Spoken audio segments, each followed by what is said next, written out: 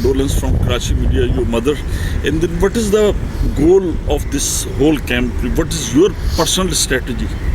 So it's very much a white ball camp for us with a T20 focus.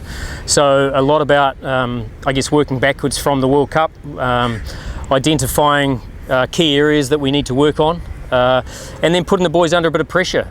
I think we've identified, even in the short time we've had with them with the last series, that there are some real fundamentals that we need to work on as a group, and that's why we've got a week with them here. The first few days will be around those, and then we'll start to be a bit more specific focus leading into Bangladesh. Yes. Mike, there's been speculation on social media that you have talked to Babar Azam regarding doing wicket keeping in the T20 format. So is there any chat regarding that or not? And talk us about the involvement of the head coach in the selection, because the previous two coaches that has been left Pakistan side, they said that they are not designated with the selection. They are not allowed to play their role in the selection. So talk about the Babar and the selection as well. Sure. Firstly, Babar Azam is not seen as a wicket-keeping option. No, I'm not sure where that came from, but I have heard that speculation around. Babar is competing for one of the opening positions at the moment. Obviously, we have Faka and Siam in those two roles at the moment, so he's competing for that. And I think, secondly, from a selection point of view, I am part of the selection panel. Yes, I am. And then the selectors or the selection panel select a squad of 20 players, and then the coach and captain present 15 to the chairman. There is a speculation about Shaheen Afridi as well, that Mike Hesson told him to select one or two format. Do you told him about one or two format, or what is the future of working in T20 cricket?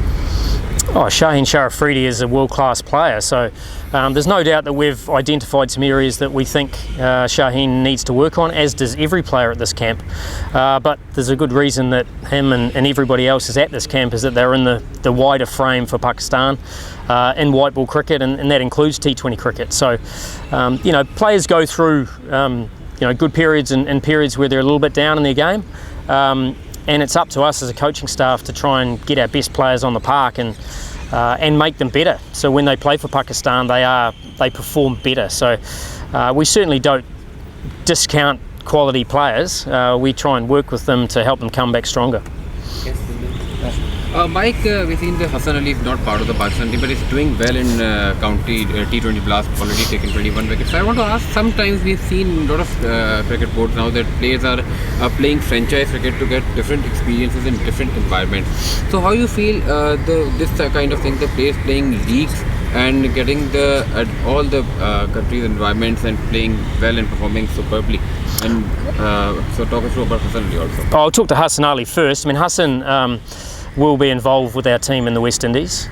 We've seen it as an opportunity for us to introduce Salman Mirza into the Bangladesh series, and that's in the Hesson Ali place, but not instead of him. It's just we know Hesson's playing cricket at the moment. He's playing very well, and we can provide an opportunity to another promising player, and then Hesson will come and join us again in the West Indies. So look, I think the opportunity to play in countries that are very different to Pakistan is important for a player's growth. So whether it's be Australia, New Zealand, South Africa, England, those countries are very different than what we face in the facilities we can offer here. So that's one advantage other countries have too. When they send them to tournaments in the subcontinent, they start to grow. So certainly something we need to encourage, but make sure it fits within the international program. Hesson, Shaheen Afridi has been left out. For what reason, you can elaborate better? Because he has just won the PSL as well, and Pakistan's bowling attack looks quite thin. There is no experience in the bowling side. So does he can make it or not? What is the story behind it? Oh look, as I said, Shaheen is a high quality player. We obviously had we had Hesson Ali, and we had Haris Ralph and Babar Afridi perform really well against Bangladesh. Obviously, one is injured with Haris Ralph. Hesson Ali we've seen as an opportunity to bring in Salman Mirza. But Shaheen will get his opportunity, but we want to make sure that Shaheen's also made some improvements to his game, so when he comes back in to the T20 side, he performs well. Hesson, obviously we saw you working in the nets with Babar Azam yesterday, because he is obviously an asset and has performed well for Pakistan in T20 format. Are you a big fan of strike rates? As we hear a lot of talk about the strike rate of Babar Azam Rizwan, and a couple of news also claim that you have asked Babar to improve his strike rate, play around 150 strike rate, so that he can be able to make his place in the T20. I don't think I'll ask anyone to score at a 150 strike rate. I think that's unreasonable. I think there's no doubt strike rate is important in T20 cricket, but you have to combine that with obviously a volume of runs. So we've got players, and there's a good reason why our ranking in T20 cricket is as low as it is because our strike rates from a batting point of view are not high enough. And we certainly made some shifts, as I said in that last series, to play a more expansive game of cricket and probably catch up with the rest of the world in terms of that's the way the modern game is. So Babar is one of many who has the ability to make those improvements, and I'm certainly here to work with him and help him. And the last month or so he's made some really good changes, and it's not a matter of going from 125 to 150, it's just a matter of increasing what you offer, because we're no doubt often 30 or 40 runs short with the bat, so we need to find a way of getting that. Last question. Yeah, Mike, this is just second day for camp.